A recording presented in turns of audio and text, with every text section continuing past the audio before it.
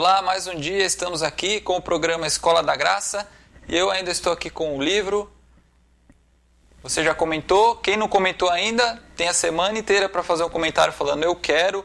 Eu dei uma lida aqui no livro, eu não terminei de ler ainda, eu estou no 4º capítulo, mas o livro ele é muito interessante, ajuda e acrescenta muito na nossa vida espiritual. Ele fala sobre a esperança, a verdadeira esperança, né? Ele dá a diferença das esperanças, porque tem várias esperanças. Eu não vou falar quais são, né? Para quem ganhar o livro possa ler e entender melhor como é que funciona, né? Eu achei legal que no final de cada capítulo ele tem alguns questionamentos com a resposta em versículos da Bíblia. Por exemplo, tem aqui, ó, qual é a maior tristeza para uma pessoa? Aí tem o versículo.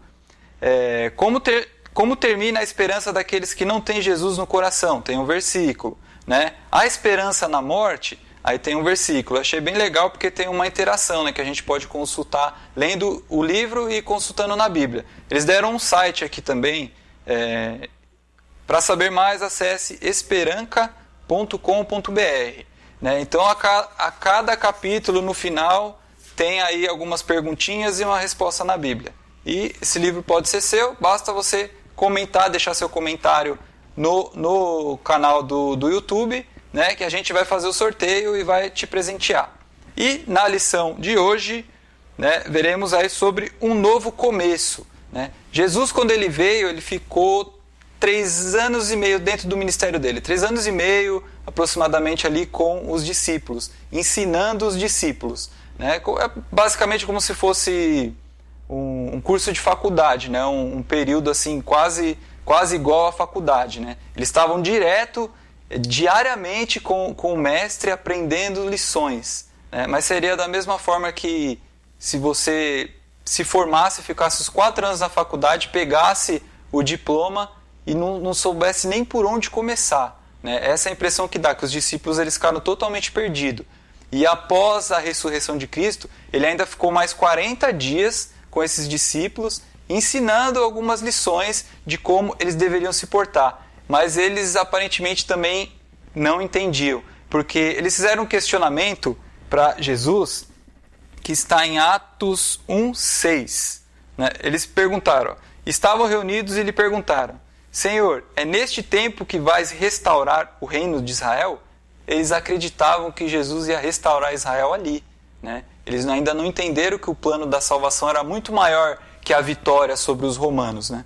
E aí Cristo respondeu para eles, não lhe compete saber o tempo ou as datas que o Pai estabeleceu pela sua própria autoridade, mas receberão o poder do Espírito Santo, descerá sobre vocês e serão minhas testemunhas em Jerusalém, em toda a Judéia e Samária, até os confins da terra. Então tinha uma promessa ali ainda para os discípulos. Né? Eles já acharam que a vitória era ali, mas não, Cristo falou, não compete a vocês saberem o tempo, em que momento. Isso é somente o Pai. Né? Mas vocês fiquem tranquilos que eu vou, mas vai vir o Consolador. Vocês vão receber o Espírito Santo e vocês farão grandes sinais e a minha mensagem ainda vai ser espalhada para todo mundo.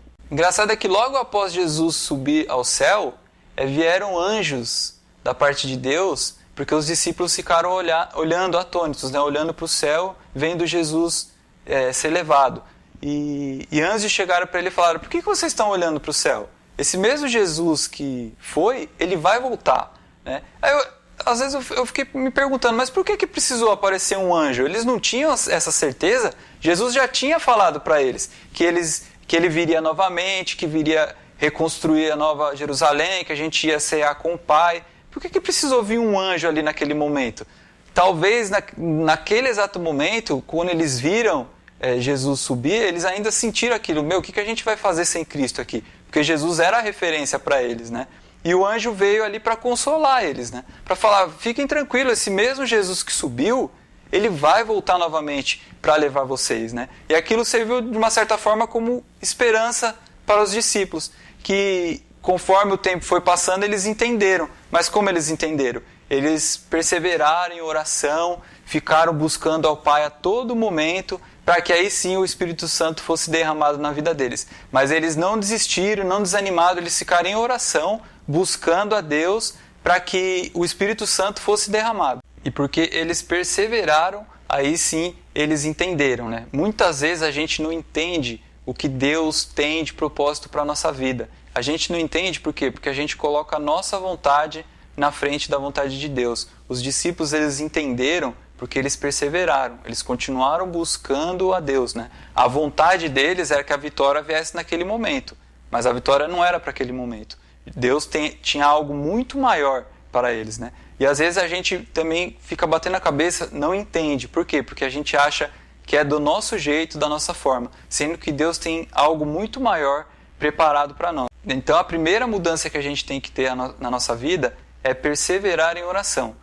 Mesmo que as coisas pareçam não estar dando certo, a gente tem que continuar orando, pedindo para Deus, para que Deus nos mostre o caminho, né? Porque aquilo que parece que não é certo para nós, né, no final a gente vai ver que é Cristo, é Deus que está guiando a nossa vida e a gente está indo para o caminho certo. A gente sempre tem que perseverar em oração, porque aí sim Cristo vai derramar o poder do Espírito Santo sobre nós. Essa é a primeira mudança e é a principal. Se você e eu perseverar em oração, Jesus vai derramar o Espírito sobre nós. Que aí você possa colocar as nossas vontades na mão de Deus, deixar o nosso ego, o nosso desejo, a nossa confiança, né, e perseverar em oração. Que aí sim Cristo vai mostrar o caminho correto para nós e o Espírito Santo vai ser derramado sobre nós.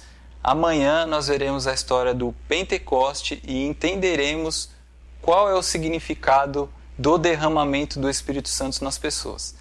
Não perca, até amanhã. Tchau, tchau.